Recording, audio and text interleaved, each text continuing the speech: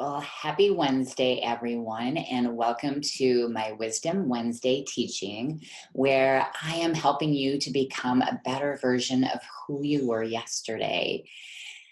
This month, I am studying relationships, which goes hand in hand with my desire to help people who are struggling with love and relationship dependence. And if you're not sure what that is, you can go back to my video from a couple weeks ago where I really kind of dig deep into what that is. Love and relationship dependence, in a nutshell, is when we're looking outside of ourselves for love and affirmation. We're doing things so that other people will show us love. And I help you develop the most important human relationship that you can ever have. And that's a relationship with yourself. So I don't think I introduced myself. I'm Bongiovanni-Stiff, and I am super excited to be talking to you today about boundaries. They are something that my people struggle with, and they struggle hard because they don't want to do anything that might risk that the person might think something negative about them. The other thing that my people struggle with is trusting other people and trusting themselves. So often they can't see that they don't trust themselves, right? And so until we start talking about whether they follow through on decisions that they've made ahead of time, this is where I'm going to start getting into boundaries, because with boundaries, they are not following through and enforcing the boundaries that they've set, whether they're verbal or a boundary they have just decided to put in place for their own self-protection.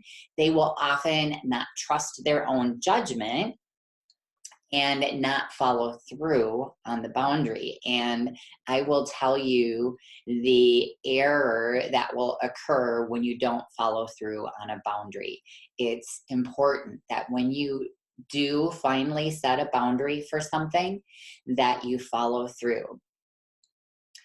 So let me differentiate for you the difference between a boundary, which is something you will do. A threat, which is totally different, is what you want them to do. And you can't control the other person ever.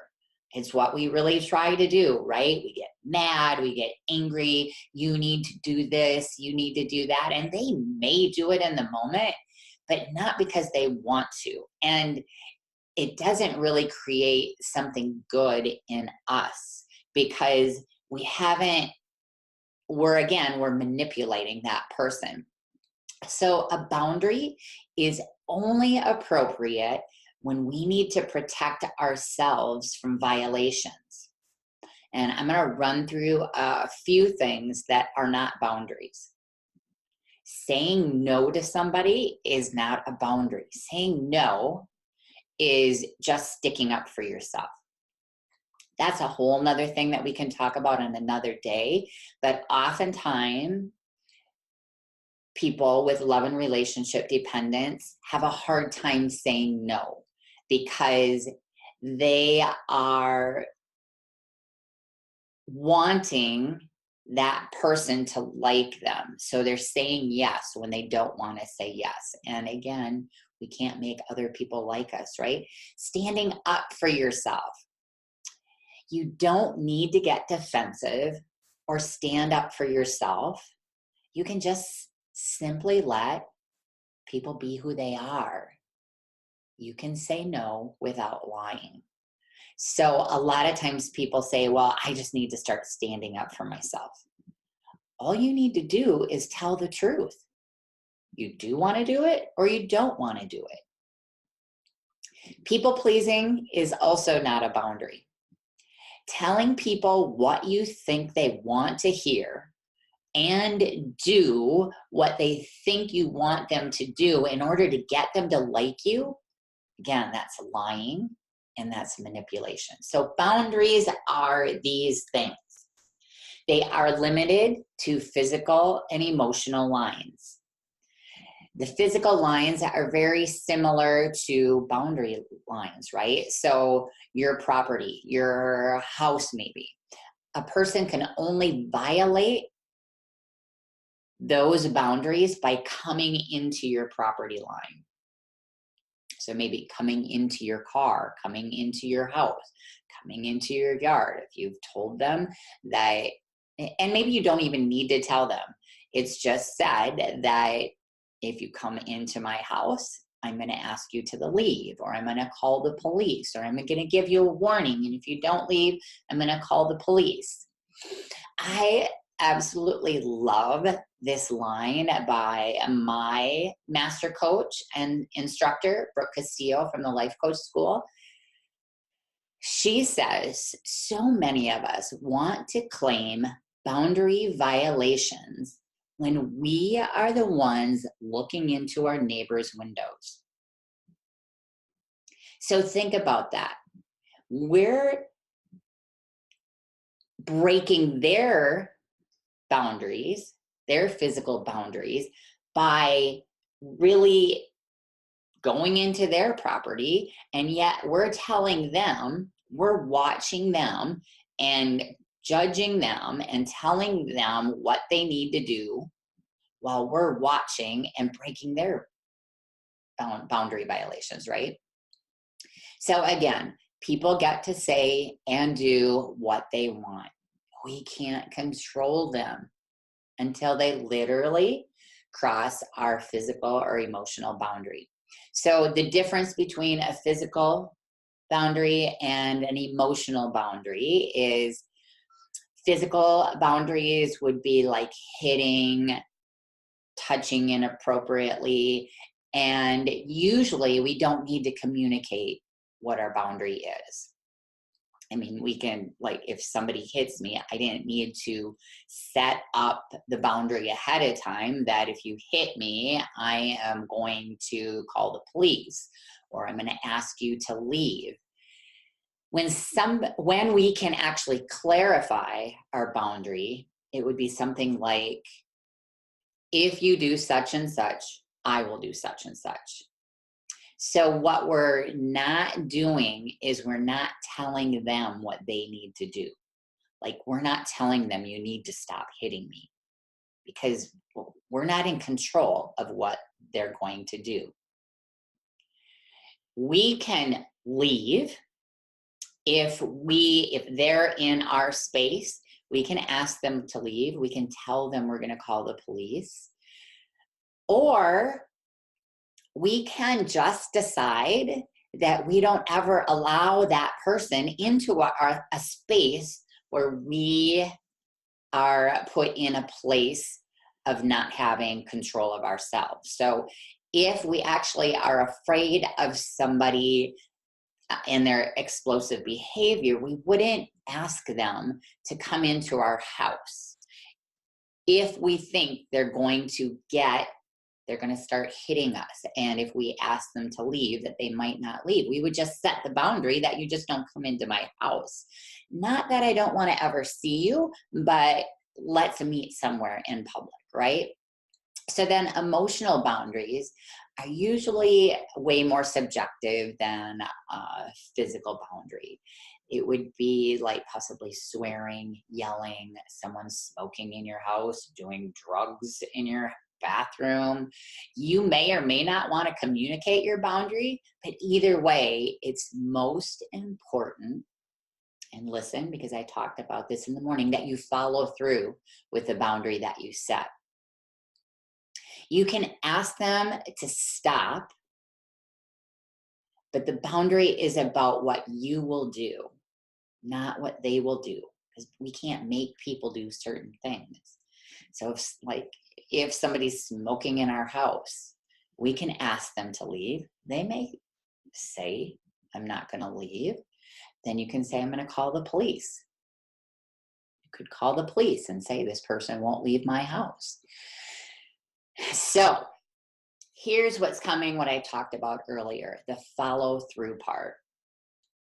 So if you make a boundary request and you don't follow through.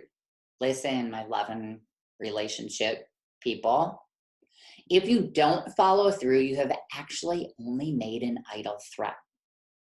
And this totally diminishes your own self-respect and their respect for you, which is the last thing you want, right? You don't want them to not respect you. So let me say that again. Follow through is super important. And that's why I'm going to talk about the state of mind you need to be in when you set your boundaries. So you do not set your boundaries in a place of negative emotion. So maybe you're having a heated argument and that person is yelling and screaming. And all of a sudden you scream out, "You have to leave. I don't want you in my house." And you're saying a bunch of stuff that are just coming off the top of your head. First of all, you just got sucked into what they wanted you to get sucked into. You're allowing the way they are acting. You're having thoughts about it that are creating emotion in you, anger, that you're actually acting out on. So we can feel angry from a place of calm and not actually act out like screaming, yelling, throwing things. And so you really want to pause now in that situation and just let that situation play itself out, ask them to leave, whatever the situation is. And then you evaluate, or you already know from past experiences the way somebody might act. So you always set your boundary from a place of love. So you want to wait, like I said, until you have achieved some emotional calmness. Don't set your boundaries from a negative place. And then absolutely follow through, no matter what. And I'm going to repeat what I said earlier. So if you make a boundary request and you don't follow through, you are actually only making an idle threat, and that totally diminishes your own self-respect. So like, again, it is me not trusting myself because I said I was going to do something and I didn't do it. So I'm diminishing my own self-respect, and you're diminishing their respect for you. Because if you said, if you do this, I'm going to do this, and you don't follow through, they're learning to not trust you and your word. So the truth is, in summary, people get to act however they want. Threats don't allow for that truth. Boundaries do. So does that make sense? The truth is that people get to act however they want. And when we threaten them, it doesn't allow for their own truth. The boundaries do. All right, you guys. So I want to thank you so much for listening. I want to let you know that I am still I have room for 4 more people in my beta program, and I'm really looking to fill it up. I would love it if some of this stuff that I'm talking about seems to resonate with you, and things that you're going through in your life. If you are holding on to your past and just keep looking back, blaming people from your past for the results you're getting in your life right now, I would love to take you through my love and relationship dependence questionnaire. And if you are an amazing fit for my beta program, I would love to give you a gift for just going through the questionnaire, and even a better gift if you're a fit for the program. If you're not a fit for the program, that doesn't mean that I can't coach you. I coach people on all sorts of things. I'm coaching people on weight loss, learning how to stop overeating. I am coaching people on goals and getting from where they are right now, being stuck in their life, wanting to do things but not knowing how to do them. I will coach you on anything. Okay, so if you're having any problems, give me a call.